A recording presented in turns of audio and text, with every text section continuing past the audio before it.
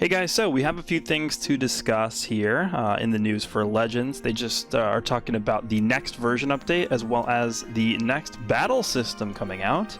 So these are things that they sort of talked about in the video and stuff. That I was away when they released the video and stuff, so I wasn't really around to talk about my thoughts on it.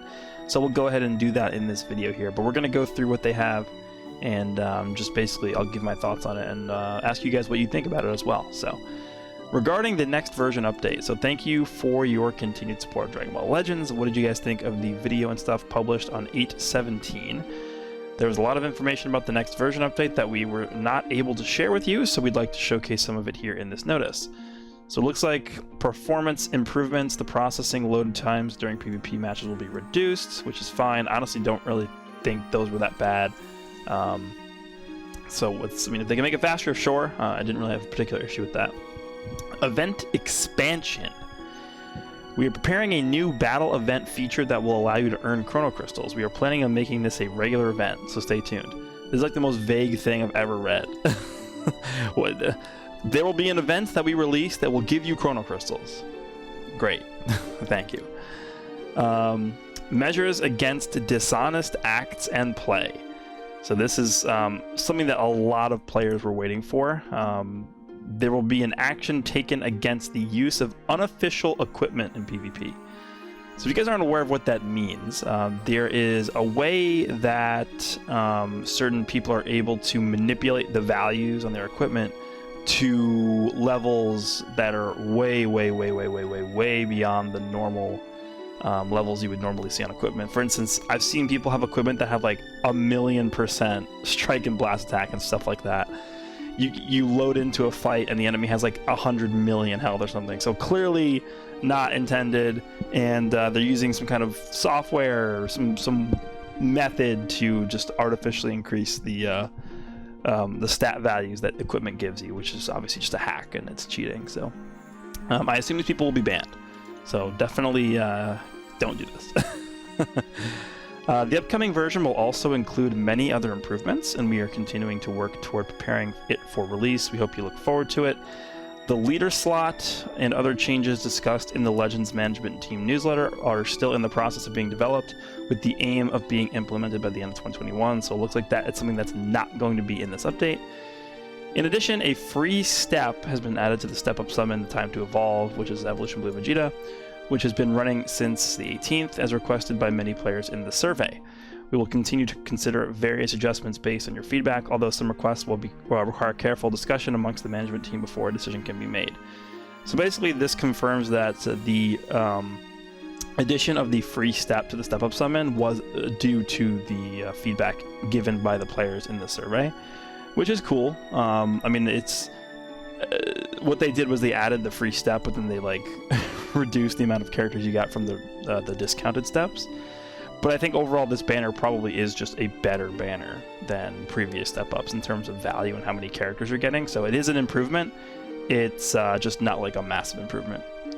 So that covers the next version update page here. Let's move on to the battle system, battle version 2.4. Okay, the battle version update is scheduled for 8/25/2021, which is this upcoming reset. Battle version 2.4 will mainly focus on rebalancing battle mechanics. Here is some of what you can look forward to. So, in the past, when they've sort of previewed the upcoming battle system in the news, they've sometimes left out some things that they are changing. So this potentially might not be everything that they're going to be releasing for this battle system, but we'll go through it and see what they say. Adding animation when executing a successful perfect vanish. A special effect and sound will play when you successfully dodge an enemy's arts while performing, with perfect timing during battle. This will make it easier to time your counterattacks. Your opponent will not be able to dodge a counterattack performed immediately after a perfect vanish. As an exception, a perfect vanish will not guarantee a successful counterattack in the following scenario. Your opponent has queued up 2 consecutive blast arts attacks and you cancel their first blast arts with your own, then execute a perfect vanish against their second blast arts. This is because their directly comboed second blast arts will come out too quickly for you to get a guaranteed counterattack before. Yeah, so this scenario, I know this well. This is, if you wait for your opponent to blast you, then you match their blast with your blast, and then you dodge the second blast. It technically is a perfect vanish, but it's not something you can counter on. For that scenario, I don't know if it's possible for them to just not have the animation play. But I guess in that one specifically, it's going to play and you won't be able to counter there. But I guess, I mean, here's the thing with this, right? It all comes down to whether or not they are in favor of this even being a mechanic in the game or not. I guess they have no intention of removing the perfect vanish in the game, which is why if they're gonna leave it in, you might as well at least make it easier for people who are not as familiar with the mechanic to understand when it happens, so that they can become better at the game and sort of understand how the battle system works.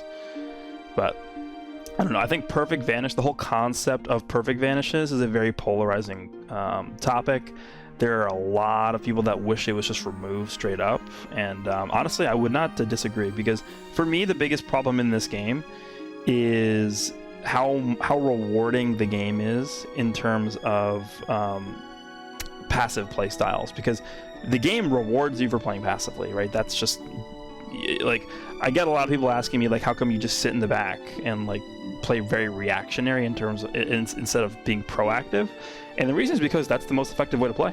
I'm not gonna like change my play style to a worse play style if it's gonna make me lose more often. I'm just using the best system. So believe it or not, I am the person who is helming them and pushing them a lot to change that system that rewards you for passive play style. I think one of the biggest things that annoys players the most, especially players who are not like super high up in the ranks, is you get these players who are just sitting in the back and fishing for perfect vanishes the whole game. And there's not really a solid way for you to really counter that. And one thing I've been thinking about recently that I think could fix this is making tap blasts more powerful. And what I mean by that is tap blasts right now are very risky, because if you tap blast and your opponent happens to use a blast arts at the same time, you will instantly get caught in a combo and you can't really do anything about it. So what I think they could do is they could shorten the animation time of using a tap blast, and that will make it a lot less I guess punishing if you get caught with a blast arts. Because if you use a tap blast and your opponent uses a blast arts at the same time, I think they should make it so that you don't automatically get caught in a combo. The animation for tap blast, they just make it very fast, and there's not really a big downside to using a tap blast. It's going to let you bait out people who are fishing for that perfect vanish more often, and it's going to make your opponents and just people overall less, I guess, swipe happy in terms of trying to fish for that perfect vanish. So I think that's actually something that they can do to combat both the passive playstyle and perfect vanish. It's just make tap blasts more impactful. And in terms of making them more impactful, you have to make it so that people are not afraid to do the tap blast. Because if you get caught with a bunch of blast arts by tap blasting, then you're just not going to tap blast anymore. So I feel like that's one way they can promote that. And then we have adjustments to damage in combos. There was a technique for recovering ki and other resources by not moving in between arts during a combo. This technique avoided the penalties in ki recovery speed and Dragon Ball acquisition rate that occur when combos are performed with steps or other inputs. This gave an advantage to characters with high draw speed or who were able to draw cards with abilities, so we will be making adjustments such that penalties to damage and Dragon Ball acquisition rate, etc. applied to combos using steps or other inputs will also be applied to combos performed using this technique. So if you guys have noticed in my videos, this is something that I do quite often. It usually only works in between strike cards. So you strike card and then you sit there for a second, and then you like have your next strike card held down, and then after a second or two you'll notice the ki jumps up and your vanish goes up. For me, I mostly used it just for vanish restoration, but it was a more effective way to gain back ki and vanish than just simply sidestepping. But it looks like they are going to be nerfing that specific maneuver there, so we'll see how that actually is impacted. This is pretty much for me, and for people who don't need the extra animation for perfect vanishes, this is like the only change that's really going to impact this battle system update. So overall, this battle version update's very mid, I think. And then for co-op specifically, we have a Rising Rush adjustment. We're greatly increasing the damage dealt when you activate your Rising Rush at the same time as your buddy, and also pick the same card as them. This change rebalances the merits and demerits of going for a co-op Rising Rush and trying to select matching arts cards. Taunt action adjustment. We are increasing the amount of aggro received from Taunt. Taunt will also reduce the damage received by 30% for 10 timer counts. This will increase the opportunities you have to use Taunt. Yeah, I almost never use this.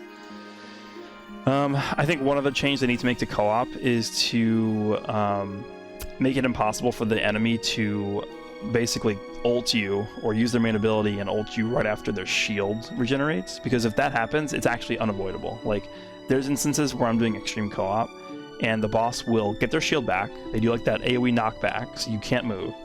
They'll use their main ability and then they'll ult you and you actually cannot move. So it's pretty much, there's actually nothing you can do in that scenario, and there's often times where like you're fighting like I think Full Power Frieza was the one that comes to mind. Like, he'll use his blue card with the death saucers, the death slicers, and he will actually just one-shot you. So that's something they definitely need to change as well with co-op. But again, for me and for a lot of high-level players, the only real impactful change to the battle system is going to be this.